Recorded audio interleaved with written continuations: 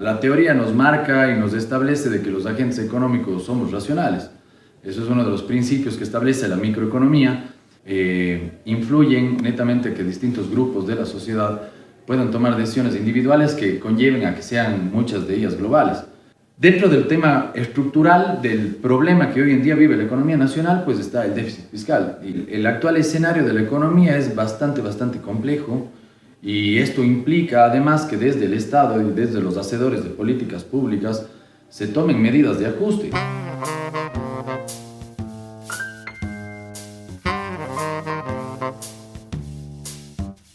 Bienvenidas, bienvenidos todos a un nuevo episodio de este programa Diálogo de Saberes, un programa educomunicativo que es auspiciado por el Rectorado de la Universidad Católica de Cuenca. Esta vez nos encontramos con el señor economista David Vázquez, quien es decano de la Unidad Académica de Ciencias Económicas y Empresariales de la Universidad Católica de Cuenca, por supuesto, a quien damos la más cordial bienvenida.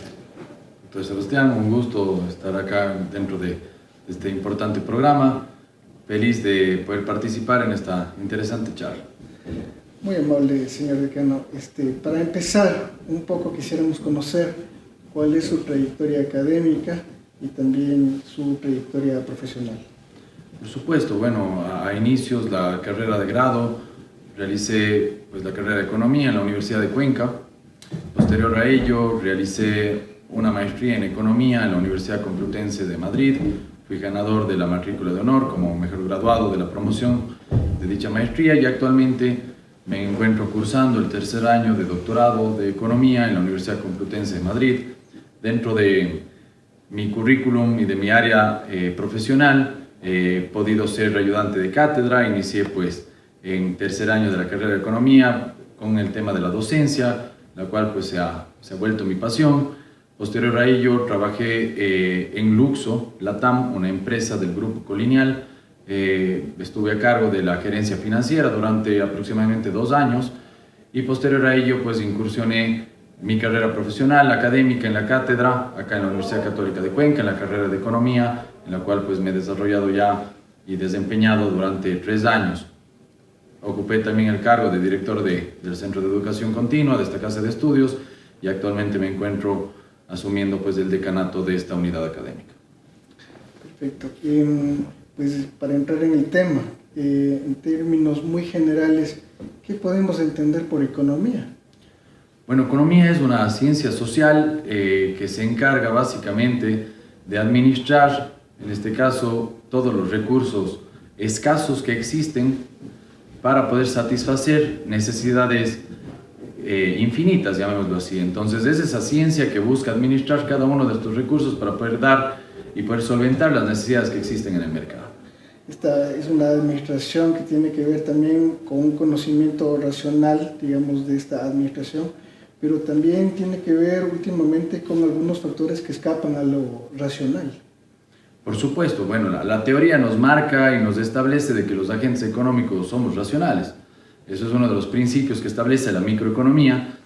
Sin embargo, lo que podemos ver ya en la práctica es que muchas veces este factor o este supuesto se incumple, ¿no? Hay muchos incentivos que vienen por parte del Estado que no son tomados de manera adecuada o no, los agentes económicos no responden a esos incentivos como tal y por ende se genera justamente esta invalidación del supuesto ya en la práctica. Es decir, habría, y digamos la literatura me sugiere un poco el tema de que habría una interesante mirada desde la psicología para esto que usted llama también aspectos microeconómicos.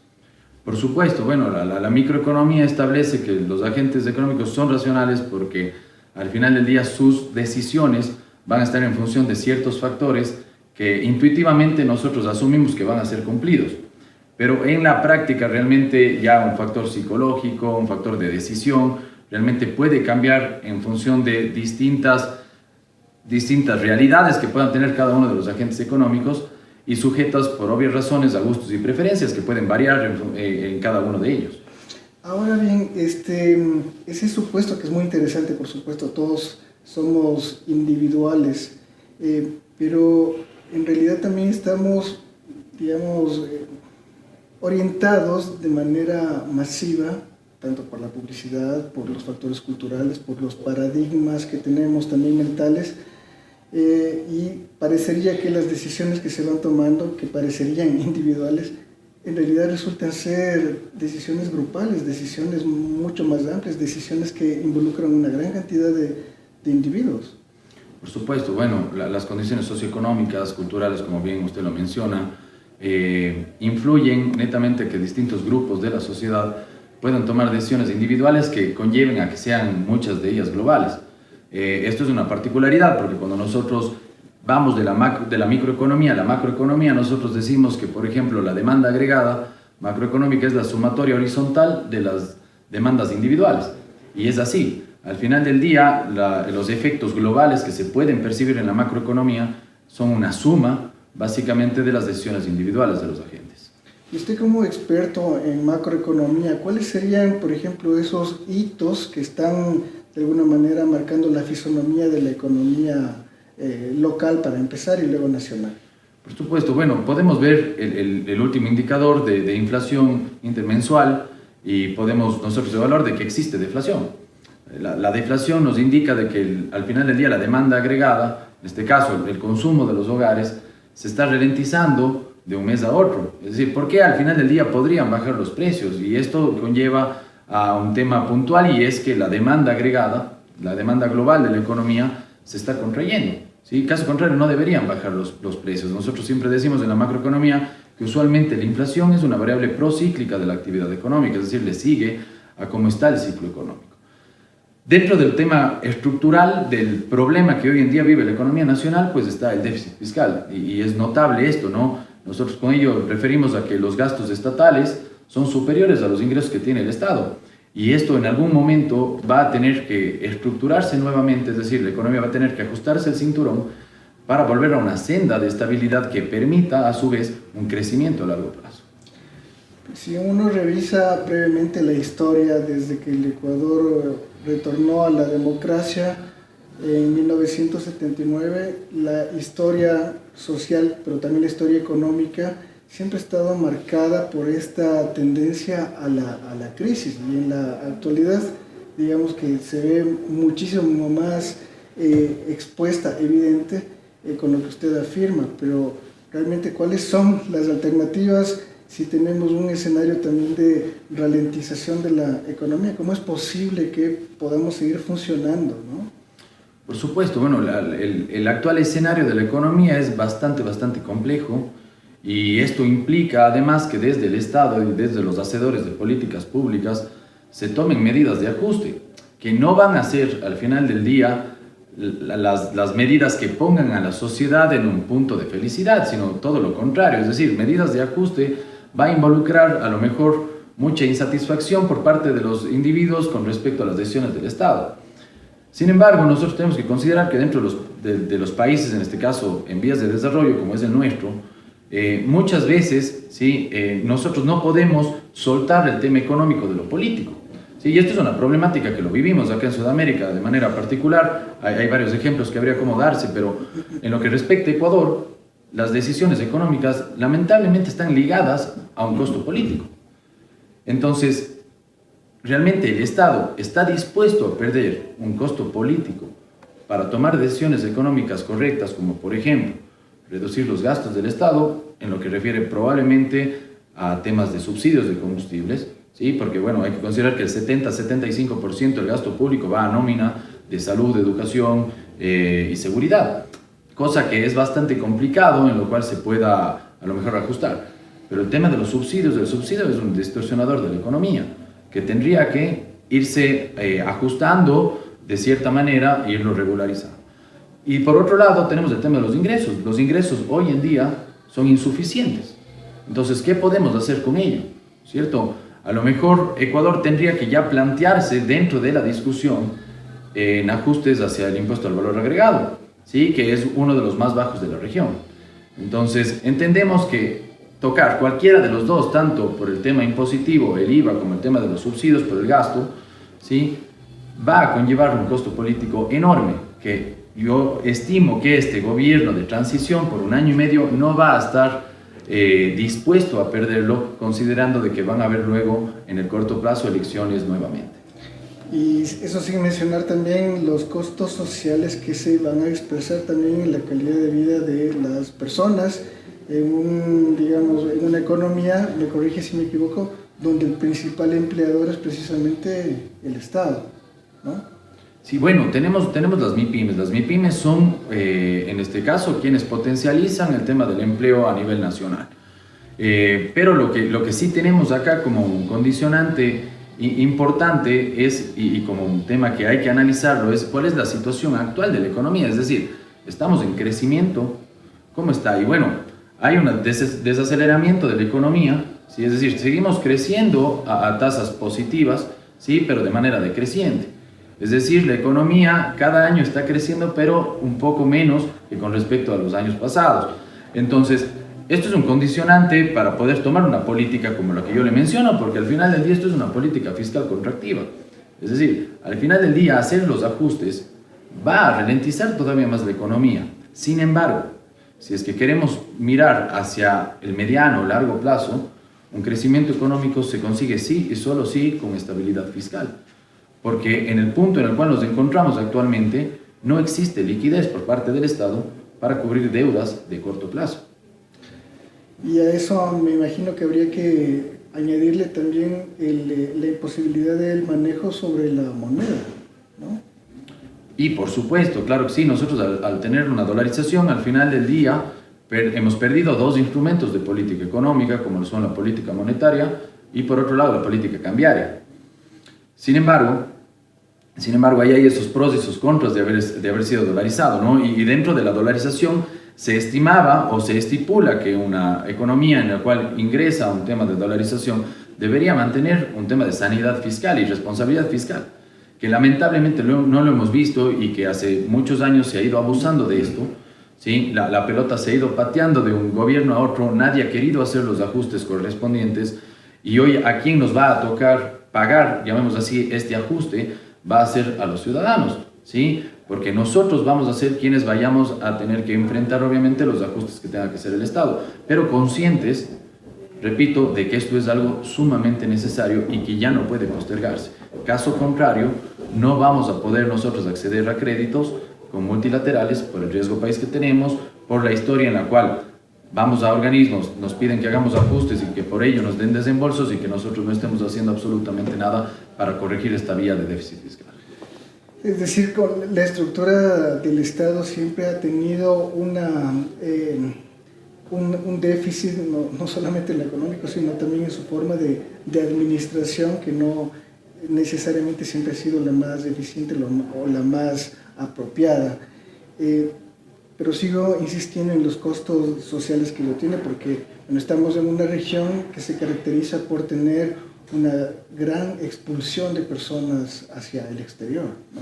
Por supuesto, y bueno, coyunturalmente además lo que estamos viviendo ahora, además del tema económico puntualmente, es el tema de seguridad, ¿sí? No hay seguridad jurídica y tampoco hay seguridad para emprendimientos, ¿sí? Para justamente el motor de la economía. Es decir, nosotros cómo podemos plantear, como lo que se ha planteado, una ley urgente económica para estimular el empleo, si es que no corregimos lo primero, que es el tema de la seguridad. El empleo más o menos se va a restaurar por sí mismo cuando el área de seguridad vaya cumpliéndose, es decir, vaya corrigiéndose. Esto es lo primero, pero claro, nosotros cómo ahuyentamos a nuestra propia gente. Si es que ellos no pueden emprender y tienen que pagar vacunas, están extorsionados, tienen que cerrar sus negocios prontos, entonces, ¿cuál es el futuro que tiene esa persona, esa familia? Buscar a lo mejor nuevos horizontes en donde tengan esta estabilidad que tanto debería garantizar un Estado, pero que no lo tiene. Ahí tengo una duda que me parece que es la natural. Si es que el Estado no tiene recursos para invertir, ¿cómo se esperaría que asigne recursos para apoyar a la seguridad? Por supuesto, bueno, hay dentro del presupuesto general del Estado un presupuesto, un rubro que va destinado a temas de seguridad, al Ministerio de Defensa, al Ministerio de Seguridad, que tiene que emplearse, sí, que tiene que irse cumpliendo. Sin embargo, como usted bien lo menciona, es decir, si nosotros queremos inyectar mayor inversión en esa área, ¿sí? Es necesario que se haga un ajuste desde dentro de casa, ¿sí? Y este ajuste, reitero, lamentablemente, socialmente no es lo más beneficioso para nosotros, ¿no es cierto?, como sociedad. Pero para el Estado sí que lo es actualmente. Y con ello, poder sanear esto implica poder tener acceso a créditos internacionales que hoy en día lo están cerrados. Es decir, también el mercado de capitales está cerrado por el precio de nuestros bonos, ¿sí? Y asociado esto obviamente a un riesgo país elevado, pues nosotros tenemos cerrado el mercado de capitales, el mercado con organismos multilaterales también está cerrado porque no nos van a hacer un desembolso del monto que necesitamos actualmente para cubrir el déficit, y sin ello no vamos a poder tampoco recurrir a fondos justamente para proyectos de inversión en lo que refiere a temas de seguridad.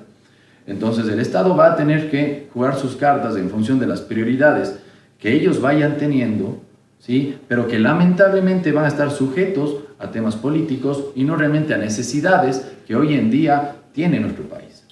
Correcto. Hablemos un poco de los gobiernos locales, a pesar de que no tienen, digamos, precisamente la función económica en sus manos, pero ¿cuál sería el rol que deberían cumplir en esta coyuntura? Bueno, lamentablemente no están exentos justamente los GAD en este caso de la situación macroeconómica actual. Es decir, aquí tenemos atrasos a cada uno de los GAD en lo que refiere a pagos desde el Estado. Entonces, por obvias razones, esto imposibilita de que cada uno de ellos pueda salir adelante con su plan de trabajo. ¿Dónde tienen que los GAD ir trabajando puntualmente, ¿no? De manera en lo que se respecta a su accionar en temas de seguridad, por razones de seguridad ciudadana, tienen que trabajar de manera coordinada, a lo mejor en temas, por ejemplo, de ir renovando e innovando los procesos tecnológicos justamente en lo que respecta a temas de seguridad. Creo que es importantísimo. Nosotros, si bien acá en Cuenca, por ejemplo, no sentimos una intranquilidad tan grande como a lo mejor lo está viviendo la costa ecuatoriana, sin embargo, ya no es tan tranquilo el ambiente y esta percepción de seguridad como la que teníamos años atrás. Entonces, esto es una cuestión fundamental, ¿no? Más allá de eventos, obviamente, que estimulen a temas de emprendimiento, yo creería que todo lo que son sectores de capacitación hacia la sociedad para manejar de mejor manera sus recursos, para salir adelante, son programas sociales y económicos que serían interesantísimos que se lo puedan ir impulsando, trabajar en este caso de manera coordinada con el Estado también para poder ir gestionando estos recortes de electricidad que realmente están afectando al tema comercial, al tema industrial dentro de nuestra ciudad. Son cuestiones que hoy en día creo que en el corto plazo debería enfocarse cada uno de ellos. Y el rol de la ciudadanía, volviendo al tema también del emprender, ¿no? ¿Cuáles serían, digamos, los aspectos a tener en cuenta en la medida también que gran parte de la población está de alguna u otra manera vinculada a estas economías emprendeduristas, digamos? Bueno, desde la academia, por ejemplo, desde acá, desde la Universidad Católica de Cuenca, tenemos varios programas de vinculación con la sociedad, con varios emprendedores de la provincia. Es fundamental que el emprendedor comience generando bases sólidas de conocimiento y de herramientas que le permitan tener un emprendimiento y que el mismo tenga durabilidad en el tiempo. Nosotros hemos visto que históricamente de cada 10, 7 emprendimientos, ¿no es cierto?, mueren a los 3 años. ¿Sí? Y esto está condicionado por algunos factores. Primero, el acceso a financiamiento, que es el principal. El segundo, que refiere a temas de herramientas de gestión. Es decir, un emprendedor que no entienda a lo mejor de un manejo básico de finanzas, ¿sí?, de manejar sus fondos, de planificación, de flujos de caja, pues es muy complicado que tenga un crecimiento sostenido en el tiempo. Es decir, distintas herramientas que desde la academia estamos brindando a la sociedad son fundamentales para que los emprendedores puedan crecer. Y la tercera, para mí la fundamental hoy en día, es la seguridad. ¿Qué expectativa, ¿sí?, tiene en este caso el inversor, quien vaya a querer hacer un emprendimiento? La incertidumbre que tienen al hacer un emprendimiento hoy en día es gigantesca, ¿sí? Entonces acá ya no se juega únicamente el capital de financiamiento, sino también la seguridad física y personal que puedan tener cada uno de ellos por, lamentablemente, la situación actual. Entonces, estos son los 3 pilares que hoy en día tienen que considerar los emprendedores al arriesgarse, al tener, pues justamente, perseguir sus sueños, en este caso, de ser quienes puedan fortalecer el mercado laboral al ser generadores de empleo, porque al final del día esa es la finalidad puntual que tiene un emprendedor y que debería estar obviamente compaginada, ¿sí?, con el Estado, con las instituciones públicas que den respaldo jurídica, respaldo en seguridad y respaldo en este caso en capacitaciones para que ellos puedan desenvolverse en un mejor entorno.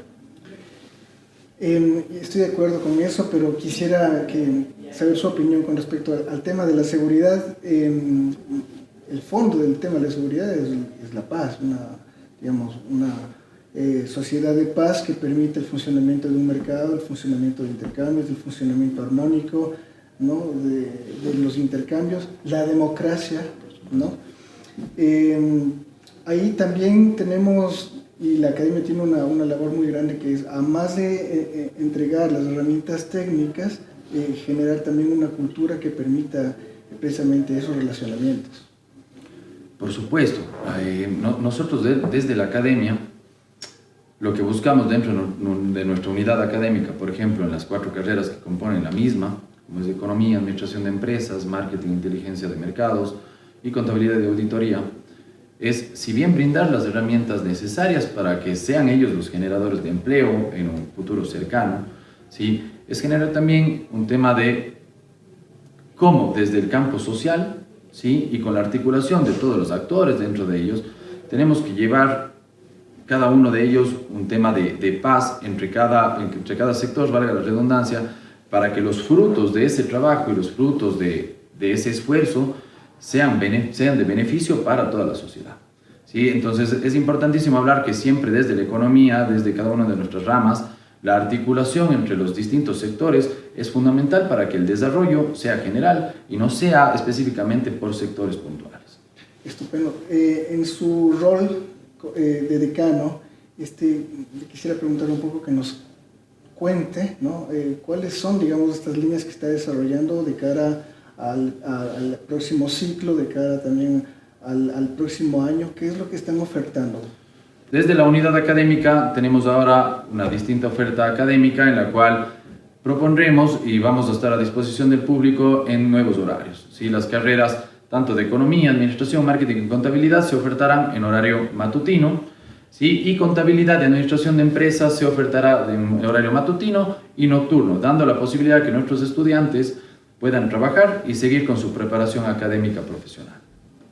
Bueno, quiero agradecerle mucho este nutrido diálogo que hemos tenido, puntual. Seguramente quedan muchas cosas por fuera, pero para una introducción ha estado muy bien. Agradecerle mucho por su tiempo y por acompañarnos e invitarles a que nos sigan acompañando en los futuros episodios del programa Diálogo de Saberes.